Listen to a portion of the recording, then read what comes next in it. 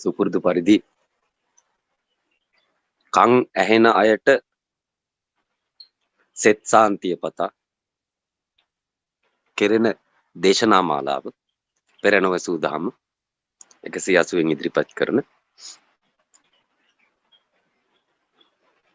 පෙර දේශනාවට සාපේක්ෂව තමයි ඉදිරි දේශනා ටික සවන් දී යුතු වෙන්නේ. පෙර දේශනාවේ තිබුණේ උපමා අලංකාර දේශනාව. ඒකේ සාරිපුත්‍රට නියත විවරණ දෙන කතාවක් ඔයගොල්ලන් ශ්‍රවණය කරා. ඒ වගේම මේක හේතුඵල වලින් පැහැදිලි කරලා දෙන්න ගෞතම බුදුරජාණන් වහන්සේට ආයාචනා කරනවා. දෙව් මිනිසුන් තැති ගන්නවා අපි බුදු වෙනවා කියලා කිව්වයින් පස්සේ එහෙම වෙන්නේ කොහොමද කියලා ප්‍රශ්නයක් තියෙනවා. ඒක ලිහලා දෙන්න කියලා තථාගතයන්ට ඉල්ලීමක් කරනවා. ඊට පස්සේදී තථාගතයන් වහන්සේ මෙහෙම උපමා කතාවක් කියනවා. එක් ගම්දෙටු පුරුෂයෙක් මාවනවා කියලා කියනවා. මගේ පුත්‍රයා රහත් වෙන කෙනා කියලා කියනවා. මේ රහත් වෙන පුත්‍රයා දෛනික වැටුපකට රහත් වෙන කෙනෙක් කියලා කියනවා. ලෝතර බුදුන්ගේ භාණ්ඩාගාරයේ ප්‍රමාණය රටවැසියාට දීලා ඉවර කරන්න බැරි භාණ්ඩාගාරයක්. නමුත් පුත්‍රයාට සතර සතිපට්ඨානය දුන්නාන් පස්සේ ඔහු ඒකෙන් දෛනිකව වේතනයක් ගන්න නිර්වාණයක් හොයාගෙන යනවා කියලා ගෞතම බුදුහාමුදුරුවෝ කියනවා. දෛනික වේතනයක් ගන්න. නමුත් ලෝකේ මල්ටි මිලියන කෙනෙක් එහෙම ගත්තොත් දෛනික වේතන ගන්න කෙනාට අවුරුදු මිලියන ගාණක් වැඩ කරන්න වෙනවා. ඔහුගේ වත්කම ගාවට කිට්ටුවේ. අවුරුදු ගාණක් වැඩ කරන්න වෙනවා. දෛනික වෙහෙස මහන්සි වෙන කම්කරුවෙක්. ලෝකේ ධන කුවේරයේ වත්කම ගන්න අවුරුදු මිලියන ගාණක් වැඩ කරන්න වෙනවා. ඒ වගේ ගෞතම බුදුරජාණන් වහන්සේටත් මහ වත්කමක් තියෙන බව මේ සූත්‍රය තුල සඳහන් කර. මේක උපමාවක් ආකාරයට පෙන්눔 කරන්නේ කට්ටියන්ට තේරෙන විදිහට. නමුත් මෙහි සැබෑ අර්ථය වන්නේ රහතන් වහන්සේලා ඒ බුද්ධත්වයට එන්න තියෙන දුර කොපමණද, කුමන ආකාරයෙන්ද පැමිණිය යුතු වෙන්නේ, කුමන දුක්ඛඳක් ගෙවිය යුතුද ඒ බුද්ධ භාණ්ඩාගාරය උරුම කරගන්න. සියලු දෙනාට පියා තමන්ගේ සුවිසල් මන්දිරද, වැව් පොකුණුද, කෙද්ද, සියලු භාණ්ඩාගාරද, රන් රිදීද පිරිනමන උපමා අලංකාර සූත්‍රයක් වෙනවා මෙම සූත්‍රය. හරියට සාවධානව ශ්‍රවණය කරන්නේ කියලා කියනවා. රහත් උණයින් පස්සේ කෙනෙකුට යන්න තියෙන දුර මේකෙන් විග්‍රහ වෙනවා. රහත් වෙච්ච කට්ටිය මේ ගම්දෙටු පුරුෂයාගේ නොහොත් බුදුන්ගේ පුත්‍රයා වෙනවා. පුත්‍රයා කුමන ස්ථානයකද සිටින්නේ, ලෞතර බුදුරජාණන් වහන්සේ කුමන ස්ථානයකද සිටින්නේ කියලා මේ උපමා අලංකාර දේශනාවෙන් ඕගොල්ලන්ට වටහා ගැනීමට හැකියාව තියෙනවා. අපි කන් ඇහෙන කට්ටියන්ට කෙරෙන සූත්‍ර දේශනා මාලාවේ 4 වෙනි සූත්‍රය මේ වෙනවා. අපි එනම් සාවධානම සියලු දෙනා ශ්‍රවණය කරමු කියලා කියනවා. පාලක මැදිරියට විශ්වාසය හා තේරුම් ගැනීම සිතේ පවත්වා ගැනීම. එම අවස්ථාවේදී බුදුන් වහන්සේ විසින් ශ්‍රී මුඛයෙන්ම දේශනා කරන ලද පෙර නොඇසූ විරූ ධර්මය සුභූති මහා කත්යායන සහ මහා මෞද්ගල්‍යායන යන ආර්ය ශ්‍රාවකයන්න් වහන්සේලා ශ්‍රවණය කොට ශාරිපුත්‍රයන් වහන්සේ අනාගතයේදී සම්‍යක් සම්බෝධියට පත්වන බවට දෙනු ලැබූ නියත විවරණයද අසා මහත් සොම්නසට පත් වූවෝය.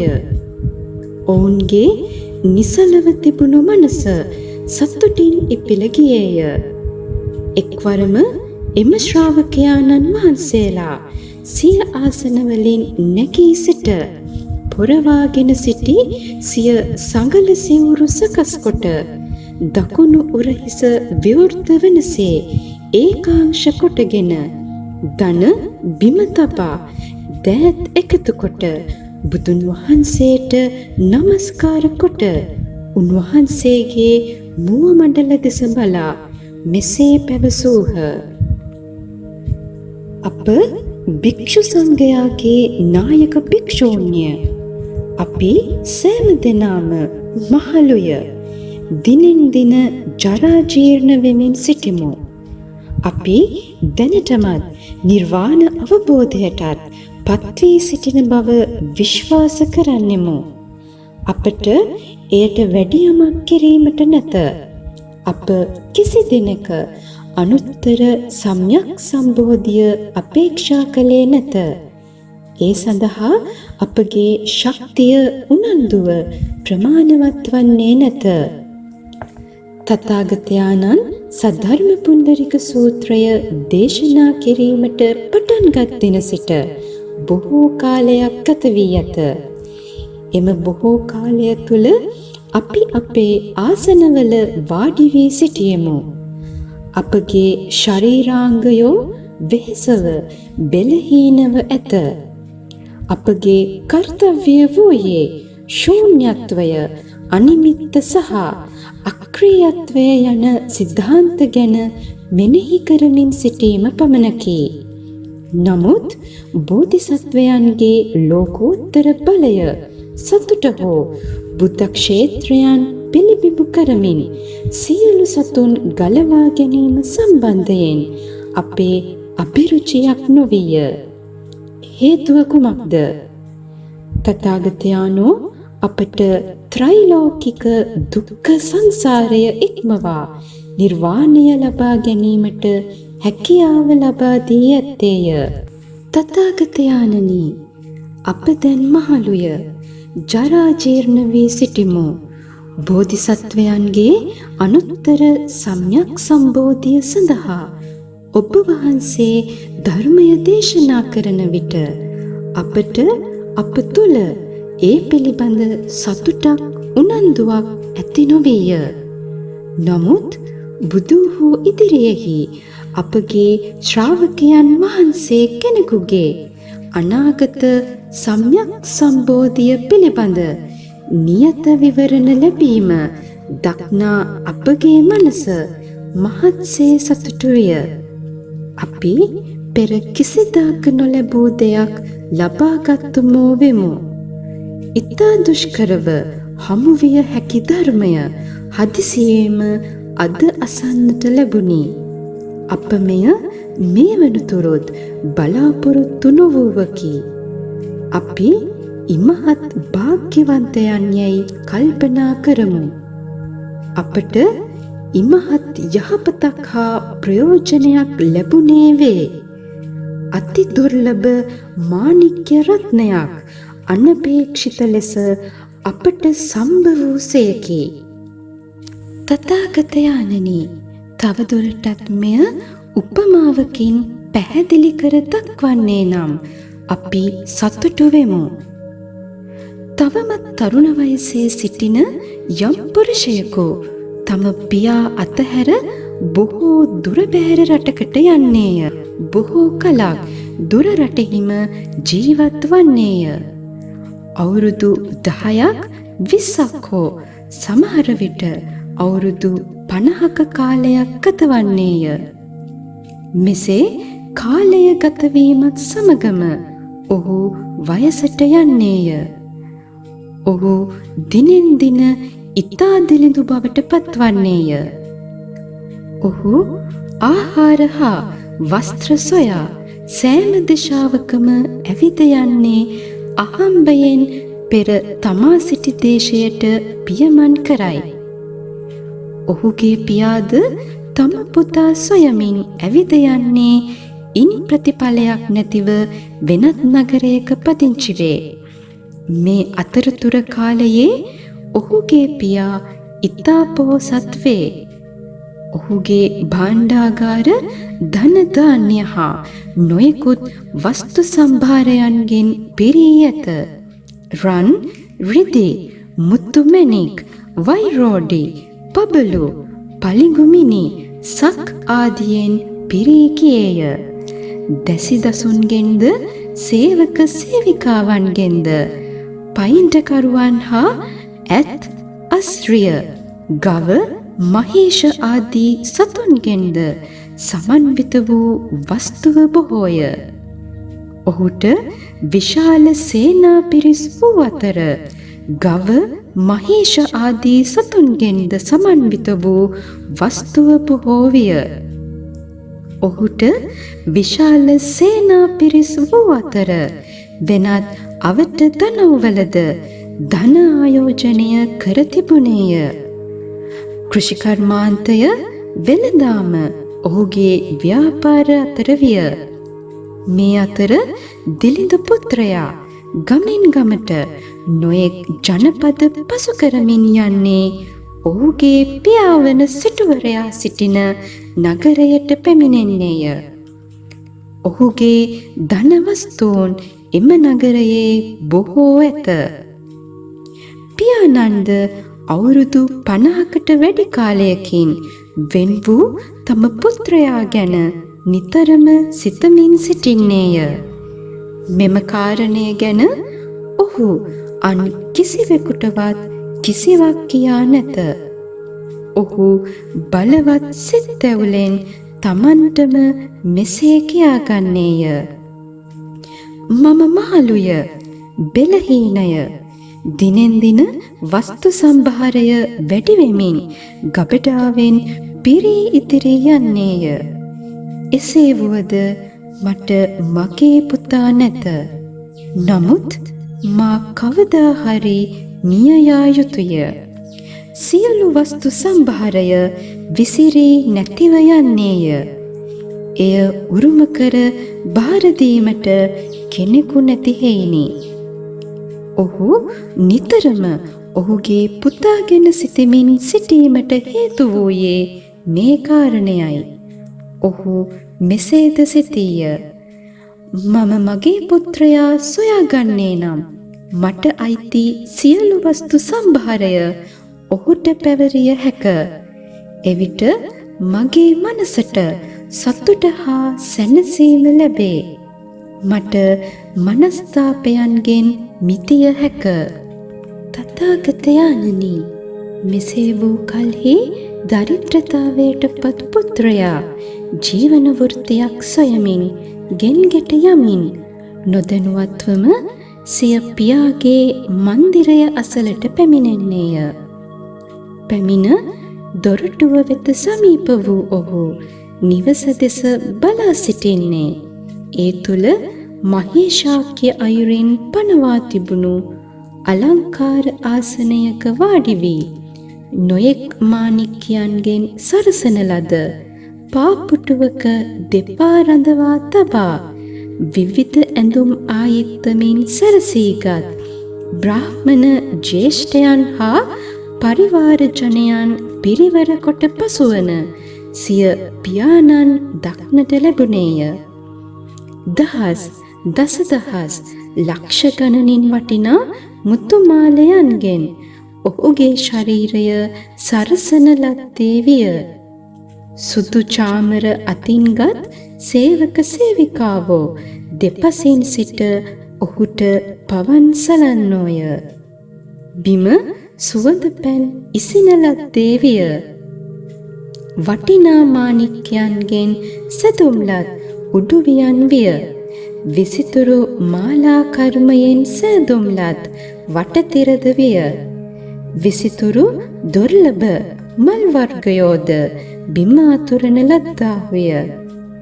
ඒ පෙදෙස්වලට යැවීමට පිළියෙල කරන ලද ඒ පෙදෙස්වලින් ලැබුණු වටිනා භාණ්ඩයෝ තනින් තන ගන්නේද දෙන්නේද තබන ලද්දේද වූහ.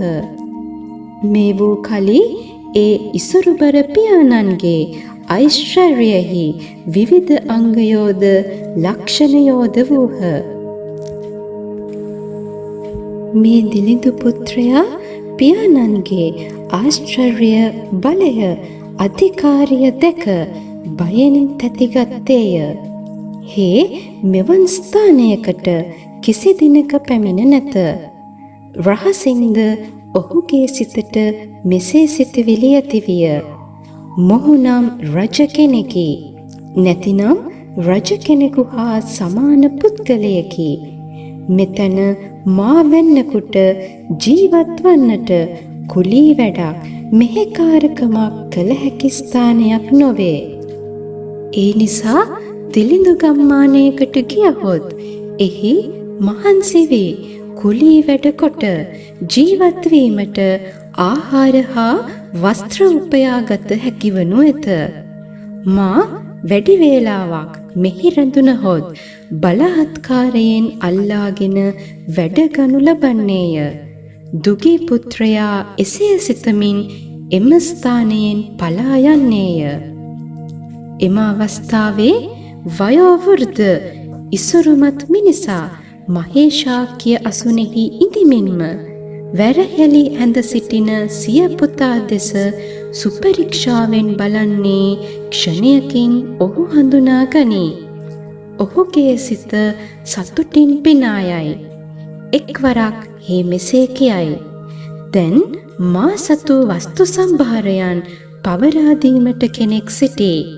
භාණ්ඩාගාරයට වෙන කෙනෙකු පත් කළ යුතුය. මගේ මේ පුත්‍රයා ගැන මම නිරන්තරයෙන් කල්පනා කළෙමි. නමුත් ඔහු මට දැක ගැනීමට නොහැකි විය. දැන් මම වියපත්ව ජරා ජීර්ණව සිටියත් මා තවමත් කල්පනා කරන්නේ මා සතු වස්තුවට කුමක් විය යුතුද යන්න ගැනය. ඉන්පසු ඒ ඉසුරුමත් පුරුෂයා තම පිරිවර කැඳවා පුත්‍රයා හැකි ඉක්මනින් ආපසු කැඳවාගෙන එන ලෙස පිටත් කර හරින්නේය. ඔහු පුත්‍රයා පිටුපස වහා දිව ගොස් ඔහු අල්ලා ගන්නේය. දිලිඳු පුත්‍රයා බියෙන් තැතිගෙන තරහින් කෑගසන්නේ මා විසින් කරන ලද කිසි වරදක් නැත. මා අල්ලා ගන්නේ ඇයිදැයි අසමින් අඬන්නේය. පුත්‍රයාගේ ග්‍රහණය දැඩි කොටගත් පුරුෂයා ඔහු වැරෙන් අල්ලාගෙන එනු ලබන්නේය. එම අවස්ථාවේ පුත්‍රයා මෙසේ සිතන්නේය. මා සිරකාරයෙකු බවට පත්විය. මා නිසකයෙන්ම මරණයට පත් කරනු ඇත. තව තවත් ත්‍රාසයට හා බයට පත්ව ශෝකයට පත්වී ක්ලාන්තව බිම වැටෙන්නේය.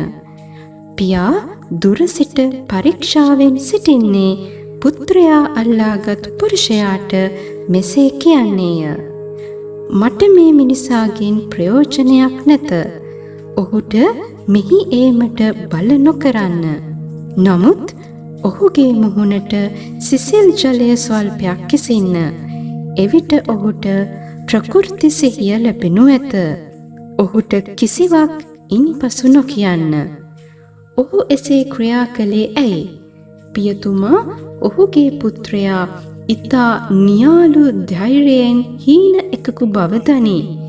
තමාගේ ධනවත් උසස් තත්වය හා සමීපවීම ඔහුට ඉතා දුෂ්කර කරුණක් වේ. මේ ධනයෙන් ආඩ්‍ය පුරුෂ තෙමේ ඒ දුගී තැනැත්තා තම පුත්‍රයාම බව හොඳින්ම දැනත් උපාය කෞශල්‍ය උපක්‍රමයක් වශයෙන් මේ මගේ පුත්‍රයා යැයි කීමෙන් වැළකී සිටියේය. නැවත පියාගේ උපදෙස් අනුව ක්‍රියා කරන පුරුෂයා දිලින්දාට මෙසේ කියයි. මා ඔබ නිදහස් කරන්නෙමි. ඔබ කැමති තැනක ඔබට යා හැකි. පෙර නොවූ විරු ආකාරයේ බසක් කසා දිලිඳු පුත්‍රයා මහත් විශ්මයටත් සතුටටත් පත්ව බිම වැතිරී සිටි තැනින් නැගී සිට ආහාර පාන වස්ත්‍ර ආදිය සොයා යම් දිලිඳු වීදියකට පිටත්ව ගියේය. එම අවස්ථාවේ පොහොසත් පියා උපායෙන් සිය පුත්‍රයා නැවත ගෙන්වා ගැනීමට අදහස් කරන්නේ උපාය ප්‍රයෝගයකින් අන්පුරුෂයන් දෙදෙනෙකු රහසින් යවන්නේය. ඔවුහු වැහැරුණු සිරුරෙන් යුත් දුක්ඛිත පෙනුමක් ඇති පුරුෂයෝ වූහ. ඔවුන් හට මෙවැනි උපදෙසක් ලැබුණි. දැන් ඔබලා දුගී මිනිසා සොයා ගොස් ඔහුට සෙමින් කතා කොට දෙගුණයක වැටුප් ලබා ගැනීමට හැකි මෙහෙ කළ හැකි තැනක් ඇත්තේය යනුවෙන් පවසා දුගියා ඊට එකඟ වුවහොත් ඔහු ආපසු කැඳවාගෙන අවුත් මෙහෙයක් පවරනු යෙකි.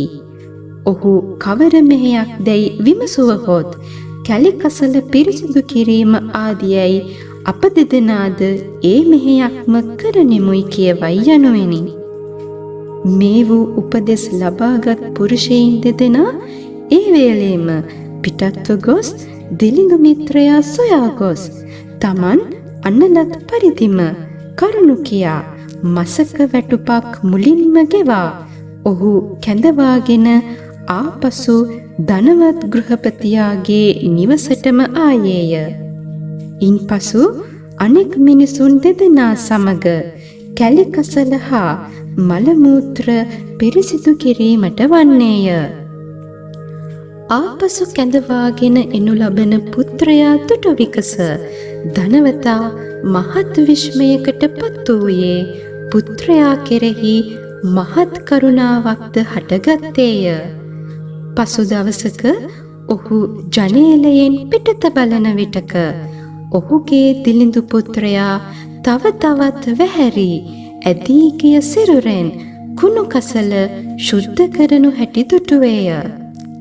ඔහුගේ සිරුර සම්පූර්ණයෙන් දහඩිය හා කුණු කසල මලමූත්‍රා ආදී මහත් අපවිත්‍ර දෙයින් නැහැවී ඇත්තේය. පියාද වහා තමා ඇඳ පැළඳ සිටි වටිනා වස්ත්‍ර හා ආභරණ ගලවා ඉවත් කර පරණ වූ කිලිටි ඇඳුමක් කැඳගත්තේය. ඔහු තමාගේ ශරීරයේ දුඟද හමන මලමූත්‍රා තවරා ගත්තේය. ඉක්බිති ඔහු කසල ඉවත් කිරීමේ උපකරණ දකුණතින්ගෙන මුහුණෙහි සැඩ පරුෂ ගතියක්ද පෙන්වා මලමූත්‍ර පිරිසිදු කරන මිනිසුන්ට මෙසේ විධාන කරන්නේය. දරුවනි, අනලස්ව වැඩෙහි යෙදෙනු, කම්මැලි නොවුණු, මෙසේ කතා කරමින් උපාය කෞශල්‍යයෙන් පියා පුතුට ලංවන්නේය. නැවත තම පුතා අමතා මෙසේ කියන්නේය. හා අගනේ, දැන් ඔබ හොඳ තරුණයෙකි. ඔහොම මේ වැඩය කරගෙන යමු. තවත් නම් ආපසු යන්නට නොහිතන්න. ඔබට අවශ්‍ය සියලු දේවල්, වැඩට ආයුධ, උපකරණ, කෑමට සහල්, පිටි, ලුණු, විනාකිරි ආදී කිසිවක් ගැන කනගාටු වන්නට අවශ්‍ය නැහැ. තවත් මගේ මහලු සේවකයෙකුත් සිටී. ඔබට අවශ්‍ය විටක ඔහුත් කැඳවා ගත හැකිය. ඉතින් ඔබ දැන් ඔබගේ මනස නිදහස්ව පහසුවෙන් තබා ගන්න. මම ඔබට ඔබේ පියා සේවෙමි. ඒ නිසා කිසිදු කනගාටුවකට කරුණක් නැත. මා මෙසේ පවසන්නේ ඇයි?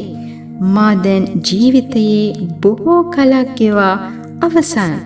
නමුත් ඔබ තවමත් තරුණයි, සවි බලයි, මහන්සි වී වැඩ කරයි. ඔබ වැඩ කරන අවස්ථාවේ කිසිවකු රවටා නැත, කම්මැලි නැත, තරහගෙන නැත, නරක වචන පාවිච්චි කර නැත. මගේ අනෙක් සේවකයන්ගේ දක්නට ලැබෙන ඔවැනි වැරදි කිසිවක් ඔබ තුල දක්නට නැත. මෙවක් පටන් ඔබ මගේම පුත්‍රයා සේවන්නේය. නැවත පොහොසත් පුරුෂයා ඒ සේවකයා තමාගේම පුත්‍රයා ලෙස සලකන බවට පෙන්වීමට සුදුසු නමක්ද තබා ඒ අනුව කතා කරන්නේය. දැන් මේ දිලිඳු වූ පුත්‍රයා තමනට කරනු ලබන සැලකිලි වලින් මහත්සේ සතුටු වුවද ඔහු තවමත් සිටින්නේ තමා තවමත් අන්පුරුෂයෙකුගේ යටත් සේවකයෙකු යැයි සිතන සිතුවිල්ලෙන්මය. එම කරුණු නිසාම ඒ පොහොසත් පුරුෂයා සිය පුතු කැලිකසල පිරිසිදු කිරීම සඳහා තවත් වසර 20ක්ම යොදවයි. මෙම කාලය අවසන්වත්ම ඔහු කෙරේ විශ්වාසයක් ගොඩනැගී ඇති බව තේරුම් ගත්තේය. ඔහුට රිසිසේ එම නිවසට නිදහසේ යෑමට ඒමට ඉඩකඩ තිබුණද ඔහු එම මන්දිරයේම මෙහෙකොට එහිම වාසය කරන්නේය. තථාගතයාණනි, එකල්හි ඒ ධනවත් පුරුෂයා රෝගාතුර වූයේ වැඩි කලක් යාමට මත්තෙන් තමා මිය යතැයි ඔහුට වැටහින. ඔහු දිලිඳු පුත්‍රයාට මෙසේ කියන්නේය. දරුව, මට දැන් මහත් වූ රන් රිදී හා වෙනත් දුර්ලභ වස්තු සම්භාරයක් ඇත්තේය. ඒවායින් මගේ නොයෙකුත් භාණ්ඩාගාර පිරී ඉතිරී යයි. මා සතු ඒ සියලු දෙයද මා විසින් ගෙවිය යුතු සියලු දෙයද ඔබ දැන් පාලනය කළ යුතුයි. මෙය මගේ සිතේ තබාගෙන සිටින බලාපොරොත්තුවයි. ඔබ ඒ මගේ බලාපොරොත්තු ඉෂ්ට කළ යුතුය. හේතුව නම් දැන් සිට ඔබ හා මා පුද්ගලයන් දෙදෙනෙකුසේ හැසිරිය යුතු නැත. ඒ නිසා ඔබ කිසිම වැරදීමක් හෝ පාඩුවක් හෝ නොවනසේ සිහි නුවණ යොදා කටයුතු කිරීමට වග බලාගත යුතුය. එම අවස්ථාවේ දිලිඳු පුත්‍රයා මෙසේ උපදෙස් ලැබීමෙන් පසු සියලු බඩු භාණ්ඩ රන් රිදී ආදී වූ දුර්ලභ වස්තුන් පිරී නොයෙක් භාණ්ඩාගාර ඔහුගේ සුපරීක්ෂාවට බාරගත්තේය. එහෙත් එම ධන සම්භාරයෙන් ඔහු තමාගේ ආහාර වේලක් සඳහා තරම් දෙයක්වත් අයිති කර තබා ගත්තේ නැත. ඔහු තමා ගැන පහත් නිවට ආකාරයෙන්ම සිතීමෙන් වෙනස් වන්ට අපොහොසත්ව පෙර ජීවත් වූ පරිද්දෙන්ම වාසය කළේය. මෙසේ කලක් ගත වූ පසු තම පුත්‍රයා නිදහස්ව සිතන්නට පුරුදුව ආත්ම විශ්වාසය ගොඩනගා ගනිමින් අධිෂ්ඨාන ශක්තිය දියුණු කර ඇති බව පියාට අවබෝධ විය. ඔහු තුල තිබුණ නිවට ගතියද පහව ගොස් පියාගේ කලින් තිබුණු අදහස්ද වෙනස්ව තිබුණේ විය. ඔහු සියලු දේ සම්පූර්ණයයි සිතන්නට විය. ඔහුගේ ජීවිත කාලය අවසන් වෙමින් ඇති බවද දනී. එකල්හි ඒ ධනවත් පුරුෂයා පුතාට අණ කරන්නේ සියලු නෑදෑයින් මිත්‍රයන් කැඳවා මහා සභාවක් රැස් කරන ලෙස කීවේය.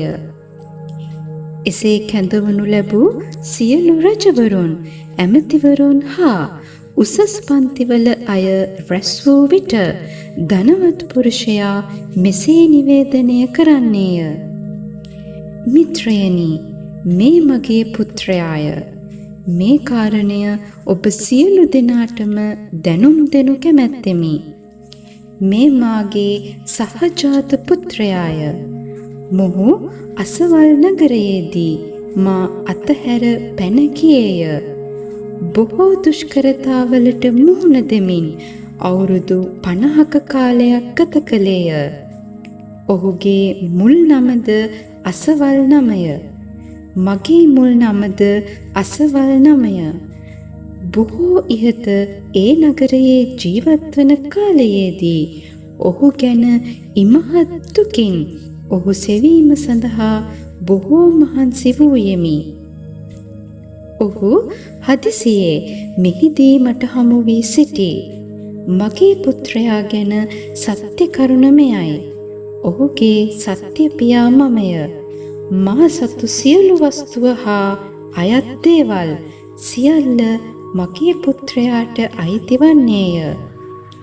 මට ලැබී ඇති සියලු දේවල්ද මා විසින් දෙනු ලබන සියලු දේවල්ද ගැන ඔහුට දැන් මනා අවබෝධයක් තිබේ. තථාගතයන්නි, පියා විසින් කියන ලද මෙබඳු බස් පුතා විසින් අසන ලද්දේය. ඔහු මහත් සතුටට ප්‍රමෝදයට පත් වූයේය. මෙවැනි බසක් පෙර නොඇසූ විරූ බැවිනි. මා තුළ මුලදී කිසිවක් සොයා ගැනීමේ සිතුවිල්ලක් නොවිනි. නමුත් මේ සියලු වස්තුව දැන් මගේ මහන්සියකින් තොරවම මට පහළ වූයේ වනයි ඔහු කල්පනා කළේය. තථාගතයන්නි, එසේ මහත් වස්තු සම්භාරයෙන් ආඩ්‍යව සිටි මහලු මිනිසා නම් තථාගතයන්න් මිස අන් කිසිවෙකු නොවේ.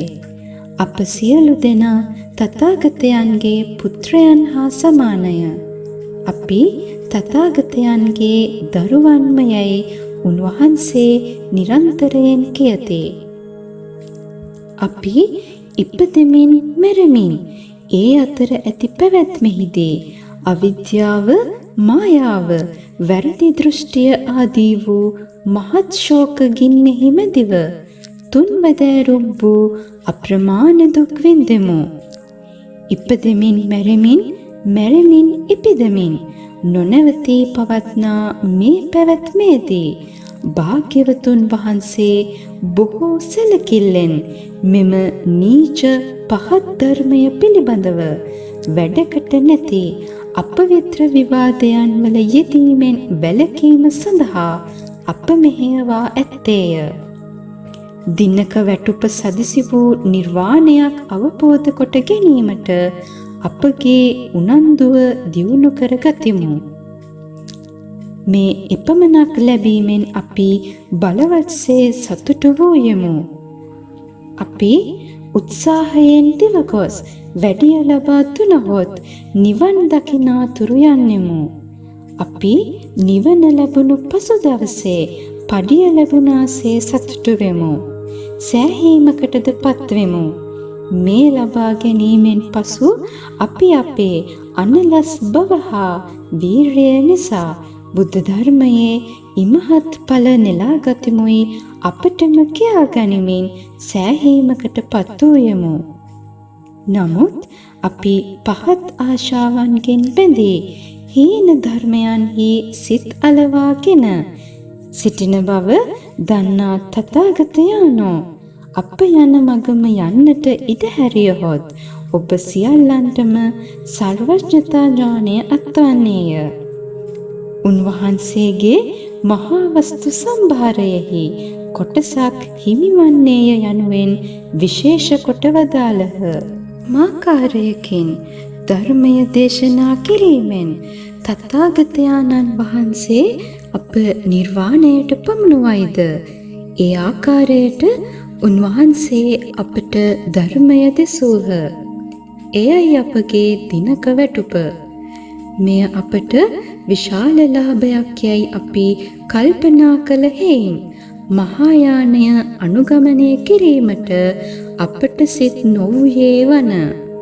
හැරත් තථාගතයන් වහන්සේ ප්‍රඥාව විදහා ප්‍රකාශ කළේ බෝසතුන්ටම හේයින් උන්වහන්සේ තුළ අප ගැන බලාපොරොත්තුවක්ද නොවීය.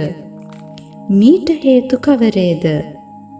අපි හීන ධර්මයෙහි සිත් අලවන බව උන්වහන්සේ දන්නා හේයිනි. උපාය කෞශල්‍ය යොදාගෙන උන්වහන්සේ අපට සුදුසු කුමක්දැයි දැන් දේශනා කර ඇත. අප සත්‍ය වශයෙන්ම බුදුන්ගේ දරුවන් යයි නොදැන සිටියෙමු. නමුත් අපි අන්තිමේදී දැන් බුදුන්ගේ දරුවන් යයි දනිමු. බුද්ධ ඥානය බෙදා හැරීමට උන්වහන්සේ කිසි දිනක අකමැති නොවූසේක. දීමට අකමැත්තක් තිබුණේ නැත. මා එසේ කියන්නේ කුමන හේයින්ද යත් අතීත කාලයේ සිට සත්‍ය වශයෙන් බුදුන්ගේ දරුවෝ වූයෙමු. නමුත් අප කැමැත්තක් දැක්වූයේ අන් කිසිවක් ගැන නොව හීන න්‍යායන් කෙරේ පමණකි. එහෙත් අපි උසස් න්‍යාය ධර්මය ගැන කැමැත්තක් දැක්වූයේ නම් එවිට බුදුන් වහන්සේ අපට මහායානය දේශනා කරනු ඇත්තේය. මේ සද්ධර්ම පුණ්ඩරික සූත්‍රයෙහි බුදුන් වහන්සේ දේශනා කරන්නේ එක යානයක් ගැන පමණි. අතීතයේදී හීන යානය වැළඳ ගන්නා ශ්‍රාවකවරු බුදුන් වහන්සේ විසින් බෝසත්වරුන් ඉදිරියේ සුළු කොට සලකන ලද්දෝය. නමුත් ඇත්ත වශයෙන්ම බුදුන් වහන්සේ මහායාන සූත්‍රය දේශනා කරනුයේ අපට උගන්වා අපි බුද්ධත්වයෙහි සමාදන් කරවීමටය. ඒ නිසා අපි මෙසේ කියමු. මුලදී අපගේ මනසේ බුද්ධත්වයට පත්වීමේ ආශාවක් කැමැත්තක් නොතිබුණේය. නමුත් ධර්මරාජයාගේ උතුම්ම වස්තුව වූ බුද්ධත්වය අප කරා පැමිණ ඇත්තේය.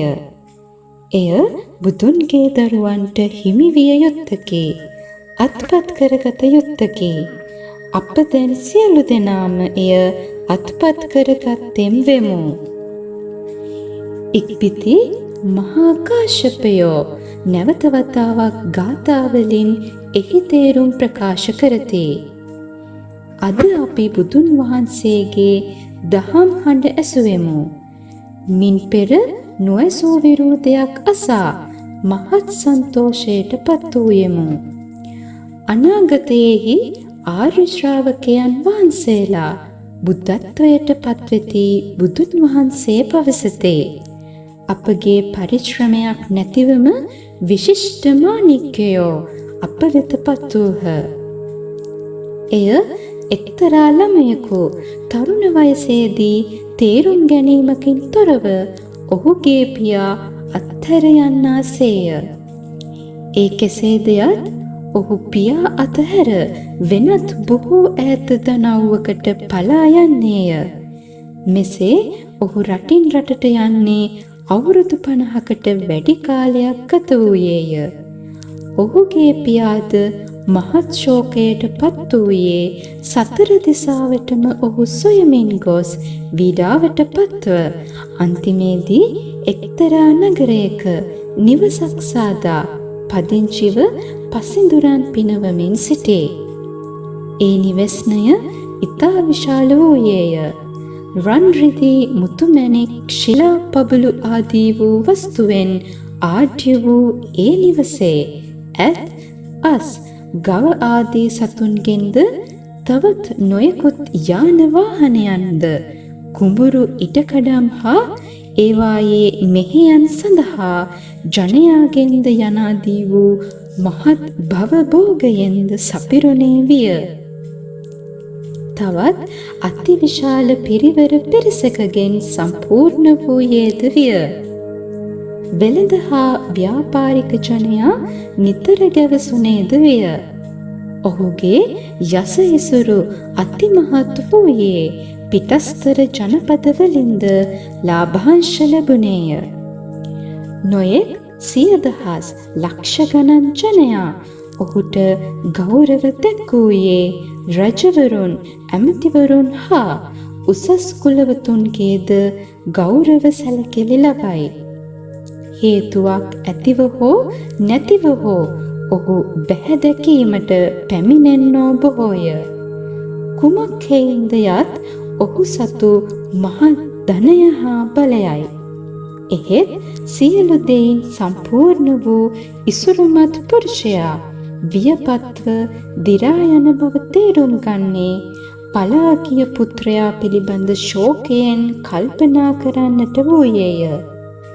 වෙනත් කිසිවක් කල්පනා නොවේය. මගේ මරණයට මා ඉතා සමීප වෙයි. මගේ නුවණමද පුත්‍රයා මා අතහැර ගොස් වසර 50ක්ද ඉක්මවා ඇත්තේය. මගේ මැදුර සියලු දෙයින් පිරියයි. මේ වස්තුවට කුමක් නම් වෙයිද? ධනවත් පුරුෂයාගේ නිරන්තර කල්පනාව එයයි. එකල්හි දිලිඳු පුත්‍රයා ගමින් ගමට රටින් රටට යන්නේය. සමහර විට ආහාරයට යමක් ලැබුණු අතර සමහර විට කිසිවක් ලැබුණේද නැත. කුසගින්නෙන් පෙළෙන මොහුගේ කෘෂවේගිය ශරීරයේ හොරි දද කුෂ්ඨයෝද බහුල විය. ඔහු තැනින් තැනට යන ගමනේදී තමාගේ පියා ජීවත්වන නගරයට නොදැනුවත්ම පැමිණියේය. ඔහු ගෙයින් ගෙට කුලී සොයමින් යන්නේ අන්තිමට ඔහුගේ පියාගේ නිවසට පැමිණියේය.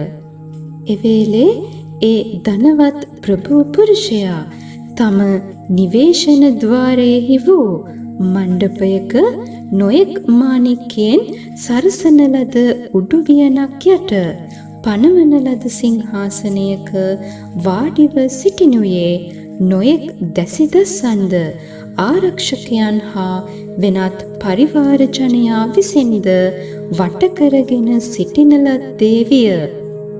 සේවක පිරිස් සමහරක් රන් රිදී මුතුමැණික් ආදී දේ ගණන් කරමින්ද පොත්පත්වල ගණන් තබමින්ද වියදම් හා ආදායම් ගණනය කරමින්ද සිටියෝය. දිලිඳු පුත්‍රයාට මේ සියල්ල දැකීමෙන් සිතුනේ ඒ ප්‍රභූවරයා ඒ රටේ රජු හෝ රජුට සමානයෙකු හෝ වනයි යන්නය. තමා එතනට පැමිණියේ කුමකටදැයි තමාගෙන්ම ඇසීය. මා මෙහි බොහෝ වෙලාවක් රැඳී සිටියහොත් සමහර විට මා අල්වා ගන්නේය, වැඩටද යොදවන්නේය. ඔහු එසේ රහසින්ම සිතුවේය. මේ සිතුවිලි සමගම එතනින් ඔහු වහා පැන දිව්වේය. දුප්පත් ගම්මානයක් වූයේ කොහිද ඔහු කුලියක් සොයා එහි ගියේය. එකල්හි සිංහාසනයේ වාඩි වී ප්‍රභූ පුරුෂයා ඈතින්ම සිය පුත්‍රයා සංසුන්වම හඳුනාගත්තේ වහා සේවකයන් දෙදෙනෙකු පිටත් කර ඒ පුද්ගලයා අල්ලා රැගෙන එන ලෙසට උපදෙස් යැවිය. දිලිඳු පුත්‍රයා බයින් කෑගසමින් විලාප කියමින් බිම වැතිරුණේය. මොවුන්ට මා අසු වූයේ විය. නිසකයෙන්ම මා මරණයට පත් කරනු ඇත්තේය. මගේ ආහාරත් වස්ත්‍රත් සඳහා කුමකට නම් මා මෙතනට පැමිණියේද? ඔහු එසේ කියවයි. ධනවත් ප්‍රභූවරයා ඔහුගේ පුත්‍රයාගේ නිවට අනුවනකම ගැන දන්නේය. ඔහු මගේ වචන නොපිළිගන්නේය. මා ඔහුගේ පියා බව විශ්වාස කරන්නේද නොවේ. මෙසේ සිතූ ඔහු උපාය කෞශල්‍ය යොදාගත්තේය. ඔහු තම පරිවාර ජනයන්ගෙන් එක් ඇස් අවලක්ෂණ කුරු මිනිස්සු ආදී වශයෙන් දුබල පෙනුමක් ඇති වූ කීප දෙනෙකු කැඳවා මෙසේ කියයි. නුඹලා වහා ගොස් දුගී මිනිසාට කතා කරන්න. මා ඔහුට කුලී මෙහෙවරක් ලබා දෙන බව කියන්න. කුලියක් සඳහා මගේ නිවසේ මල මූත්‍ර යනාදී අපවිත්‍ර දෑ පිරිසිදු කිරීමට එන්නයි පවසන්න. මා ඔහුට දෙගුණයක වැටුපක්ද ගෙවන්නේ යයිද කියන්න. දිලිඳු පුත්‍රයා මෙවදන් අසා සතුටු වී පණිවිඩකරුවන් සමග පැමිණ මල මූත්‍ර පිරිසිදු කිරීමේ කාර්යයේ යෙදුණේය. මන්දිරයේ කාමරද පිරිසිදු කළේය. ඔහු වැඩ කරන ආකාරය ජනේල කවුළු වලින් විටින් විට බලා සිටින ධනවත් ප්‍රභූ පුරුෂ තෙමේ තම නිවට අඥාන පුත්‍රයා මේ පහත් කාර්යයන්හි සන්තෝෂ වන අන්දම ගැන මෙනෙහි කරයි. ඉන් ඉක්බිතිව ධනවත් පුරුෂයා දිරාගිය වැරහැලි ඇඳුමෙන් යුතුව මල මූත්‍ර පිරිසිදු කිරීමට ගන්නා උපකරණද ඇතිව පුත්‍රයා සිටි දෙසට යන්නේය. උපාය කෞශල්‍ය මාර්ගයෙන් ඔහුට ලංවන්නේය. උත්සාහයෙන් වැඩ කිරීමට ඔහු උනන්දු කරවන්නේය. මා ඔබගේ වැටුප් වැඩි කර ඇත. ඔබගේ පාදවල අතුල්ලා ගැනීමට තෙල් දෙන්නෙමි. ඔබට අවශ්‍ය ආහාර පාන ආදිය ඇතිතරම් දෙන්නට පියවර ගනිමි. උණුසුම් ඇඳ ඇතිරිලිද සුව පහසුවද දෙන්නෙමි. සමහර අවස්ථාවල ඔහු තදින්ද කතා කරයි. මහන්සියෙන් හොඳින් වැඩ කරනු ආදී වශයෙනි. තව වරක ඔබ මගේම පුත්‍රයා වැනිය යනුවෙන් මෘදු පසක්ද කියන්නේය. පොහොසත් මිනිසා බුද්ධිමත්ව ක්‍රමක්‍රමයෙන් ඔහුගේ පුත්‍රයාට ඒ මන්දිරය තුළ නිදහසේ යාමට ඒමට අවසර දුන්නේය. මෙසේ 20 අවුරුද්දක් ගිය තැන ඔහුගේ නිවසේ කටයුතු කළමනාකරණය පුත්‍රයාට පැවරුවේය. තවද රන් රිදී මුතුමැණික් ආදී වටිනා දේ ඔහුට පෙන්වූයේය. ඇතුළට ලැබෙන දේද පිටතට යවන දේද ගැන ඔහු දැනුවත් කළේය. එහි සියලු කටයුතු ගැන ඔහුට අවබෝධය ලබා ගැනීමටය. එහෙත් ඔහුගේ පුත්‍රයා ద్వාරයෙන් පිටත වූ තන සෙවිලි කළ කුටියේම නිදාගත්තේය. ඔහු තුල තිබුණේ තමා දිලින්දකුය යන ආකල්පයයි. මේ සියල්ල මගේ නොවේයයි ඔහු සිතයි. පියා පුතාගේ ස්වරූපය දැක්කේය. දිනෙන් දින ඔහු තුල උතුම් ගතිගුණ වැඩි වෙන සැටි දුටුවේය. එකල්හි තමාගේ සියලු ධනස්කන්ධය තම පුත්‍රයාට පැවරීමට කල්පනා කරන්නේය. ඔහු තමාගේ සියලු නෑදෑයින්, රජවරුන්, ඇමතිවරුන්, වංශවත් පුරුෂයන්, ගෘහපතීන් ආදීන් කැඳවා රැස් කරවා ඒ මහා සභාවෙහි මෙසේ කියන්නේය. මේ මගේම පුත්‍රයාය. ඔහු අසවල් නුවරදී මා අතහැර දමා පලා ගොස් අවුරුදු 50ක්ම ප්‍රත්‍යන්ත පෙදෙස්වල තනිවම දුගී දුප්පත්ව ඔබ මොබ ඇවිද්දේය. මම ඔහු සොයා බොහෝ තැන්වල ඇවිද්දෙමි. අවසානයේදී මෙතනට පැමිණියේ දැන් වසර 20ක් ගෙවී ඇත්තේය. මා සතුව ඇති සියලු වස්තුව භවභෝග මට තවදුරටත් අවශ්‍ය නැත්තේය. මම ඒ සියල්ල පුත්‍රයාට පවරමි. ඔහු ඔහුගේ කැමැත්ත පරිදි ඒ සියල්ල පරිහරණය කරනු ඇත්තේය. පුතාද මෙසේ සිතන්නේය. මෙතුවක් කල් යටහත් පහත් ඉතා දුකටපත් වූ දුකියකුව නිවටයකු ලෙස තමාට ජීවත් වීමට සිදු වූයේ කවර හේයින්ද යනුවෙනි. ඔහුට විශාල වස්තු සම්භාරයක් සහ පියාගේ සුවිසල් මන්දිරයද දැන් ලැබී ඇත. මින් පෙර නොවූ විරූ ලාභයකින් බොහෝ සතුටට පත්විය. බුදුන් වහන්සේ දෙසේය. පහත් දේහි අපගේ ඇති කැමැත්ත ගැන උන්වහන්සේ දන්නේය. එහෙයින් ඔබ බුද්ධත්වයට පත්වන්නේ යයි කිසිවිටක උන්වහන්සේ අපට නොකීහ. ඒ බව දේශනා කරනවාට වඩා සියලු කෙලෙස් දුරු කර සසර ගමන නතර කර හීනයානය අත්හල හැකි ආකාරය අපට දේශනා කළසේක.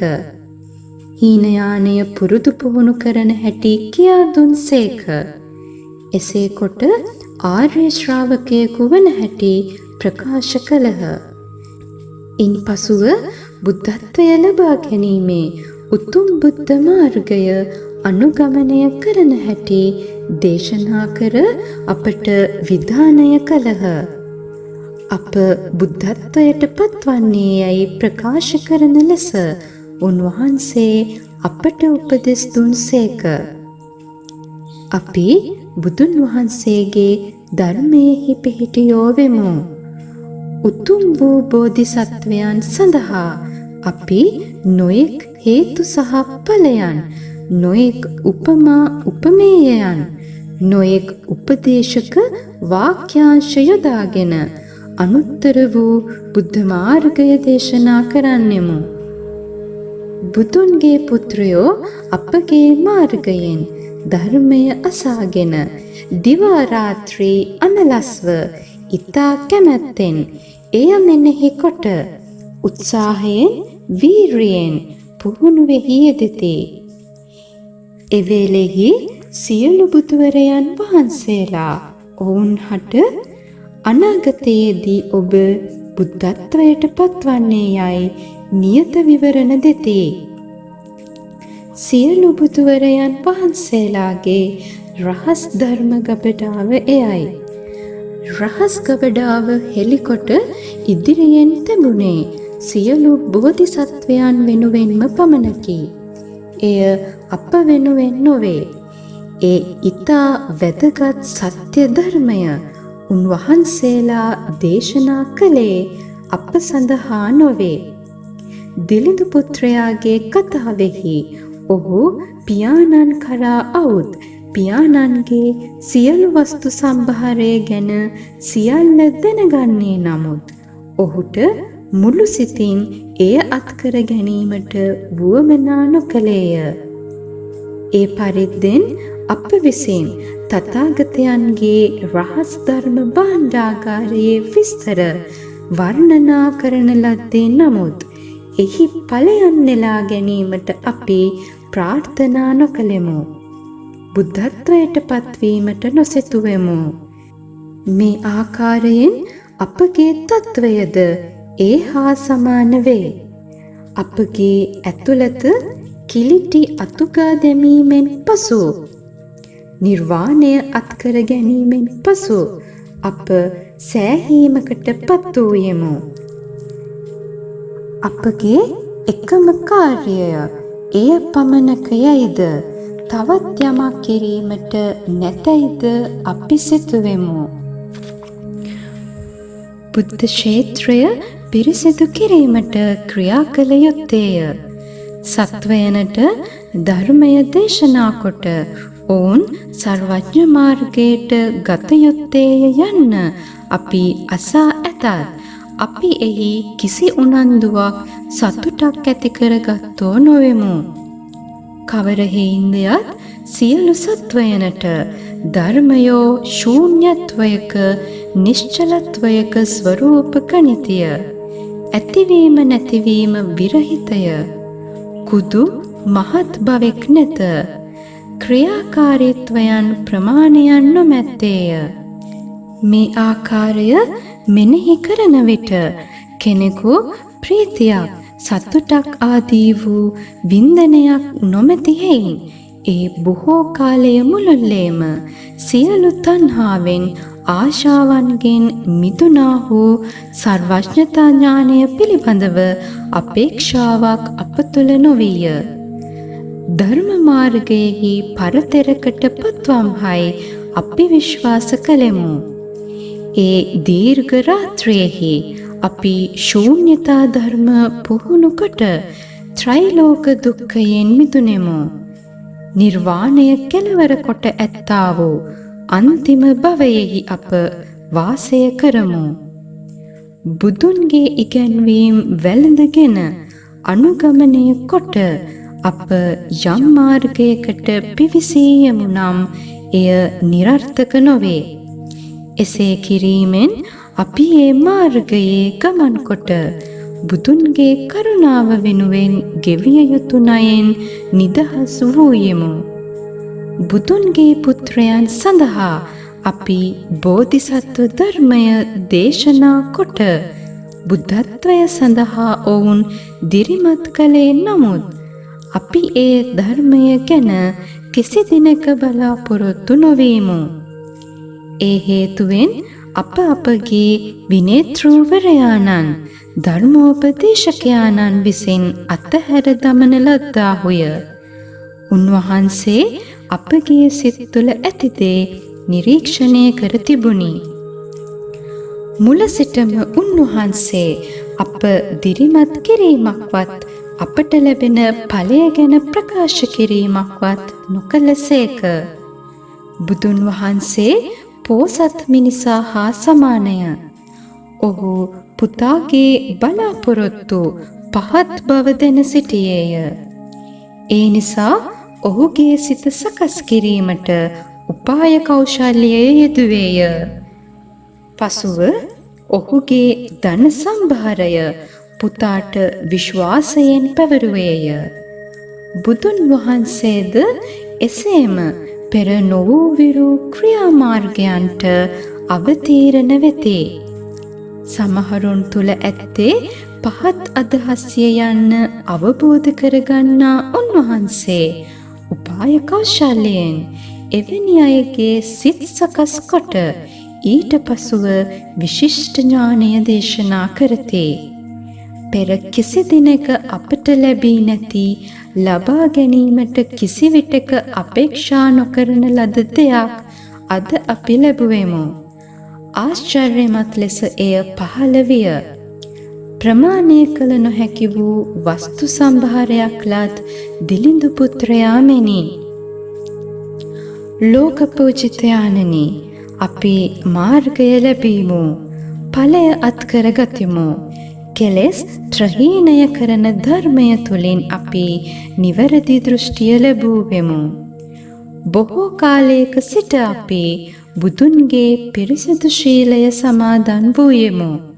අද අපි ප්‍රථම වතාවට ඵලය පාරිතෝෂිකය ලැබුවෙමු. ධර්ම රාජානන්ගේ ධර්ම මාර්ගයෙහි බොහෝ කලක් ගමන් කරමින් අපි බ්‍රහ්මචර්යාවෙහි හැසිරුණෙමු. දැන් අපි කෙලෙස් විරහිත තත්වය අසමසම ඵලය ලැබුවෙමු. දැන් ඇත්තෙන්ම අපි ශ්‍රාවකයන්ය. බුදුන්ගේ නියම ධර්මය දරාගෙන එය සියල්ලන්ගේ ශ්‍රවණයට පාත්‍ර කරන්නෙමු. අපි දැන් නියමාර්ථයෙන්ම අරහත්වරුන් වෙමු. සියලු ලෝක ධාතුන්හි දිව්‍ය, මනුෂ්‍ය, යක්ෂ, බ්‍රාහ්මණයන්ගේ වන්දනාමානයට අපි සුදුස්සන් වන හේනි. ලෝක පූජිතයාණු උන්වහන්සේගේ මහා කරුණාවෙන් පෙර අප්‍රකට ක්‍රමයක් අනුගමනය කොට අපට දයානුකම්පාවෙන් ධර්මය උගන්වා සමාදන් කරවා මහත් ප්‍රතිඵල ගෙන දී ඇත්තේය. අප්‍රමාණ කල්පලක්ෂ ගණනකින්වත් කවරකු හටනම් මේ ණය ගෙවිය හැකිද? අපගේ හස්තපාදයෙන්, ශිෂ්‍ය ප්‍රණාමයෙන් කුමන ආකාරයේ පූජාවන් කළත් අප කිසිවෙකුට ඒ ණය ගෙවා නිම කළ නොහැක. අපි උන්වහන්සේ අපගේ හිස් මුදුනේහි හෝ උරමණ්ඩලෙහි වඩා හිඳුවාගෙන ගංගා නදියේ වැලිකට ගණන හා සමාන කල්ප ගණනක් මුළු හිතින් වන්දනා කළත් නොයෙක් රසවත් බොජුන් මිල කළ නොහැකි වටිනා වස්ත්‍ර ඇඳ ඇතිරිලි, නොයෙක් බෙහෙත් පැන් සහ ගව හිස් සඳුන් දුර්ලභ මාණික්කයන් පූජා කළත්, විහාර ඉදිකොට රජතමය සලුවෙන් අතුරා දමා පූජා කළත් අපට ප්‍රත්‍යුපකාර කළ නොහැකිය. ජිනවරයන්ගේ සම්භාවය අති දුර්ලභ වන්නේය. ප්‍රමාණ කළ නොහැක්කා වූ, සීමාවක් නොදැකිය හැක්කා වූ උන්වහන්සේලාගේ විදර්ශනා බල මහිමය අචින්ත්‍යය. ක්‍රියාවෙන් මුක්ත වූයේද කෙලෙසුන් විරහිත වූයේද වේ. ධර්ම රාජයන් වහන්සේලා පහත් නුවණ මද පුහුදුන් ජනයා උදෙසා ඔවුන් එල්පගෙන සිටින දෘෂ්ටිය අනුව ඔවුන් දකින දෙයට උචිත වන්නේ කුමක්ද? එය දැන ඒ අනුව ධර්මය දේශනා කරති. සත්වයන්ගේ විවිධ ආශාවන්, විවිධ අභිරුචීන්, ඔවුන්ගේ අපේක්ෂාවන් හා හැකියාවන්ද වටහාගෙන විවිධ වූ උපමා උපක්‍රම යොදාගෙන ධර්මය කියා දීමෙහි බුදුන් වහන්සේට ශක්තිය ඇත්තේය.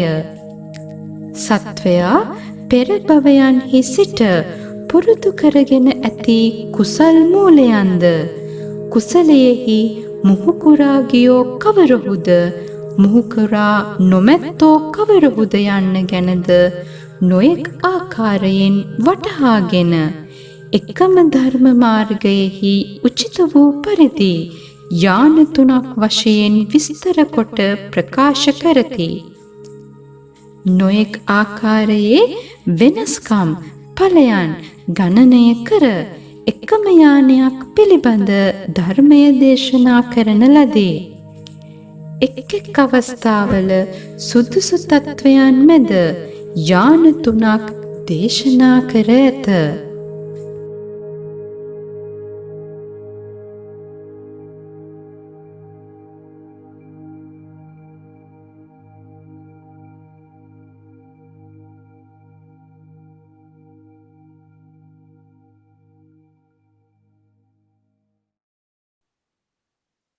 හොඳයි ඕගොල්ලන් ශ්‍රවණය කරේ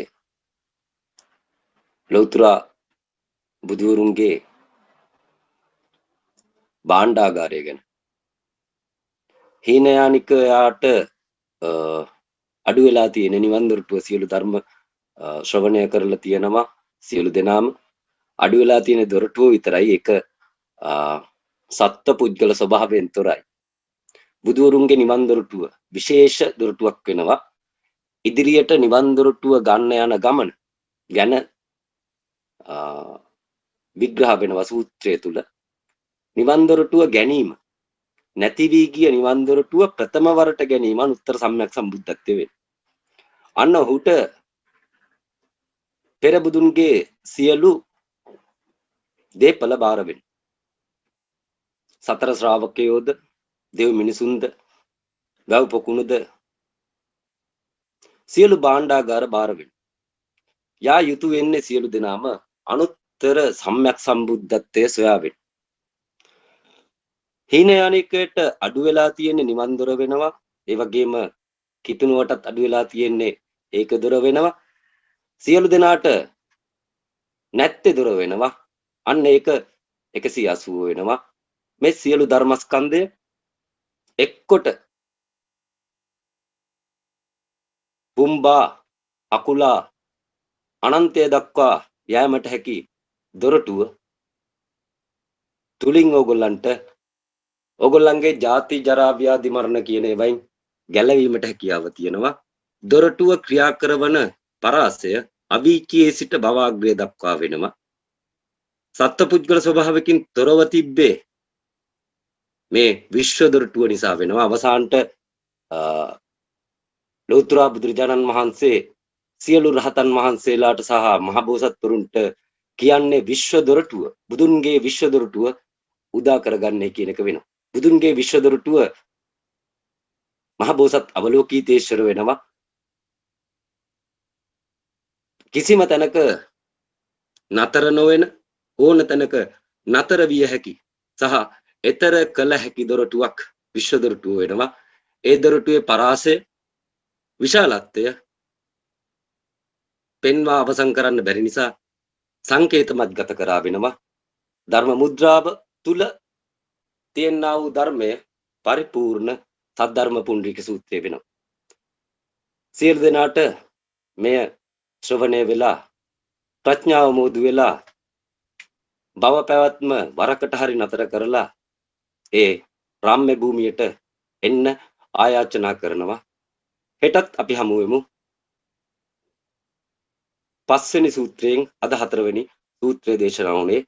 තවත් සූත්‍ර 24ක් තියෙනවා. රැඳී සිටින්න අප සමග නැවත හමු වෙන තෙක්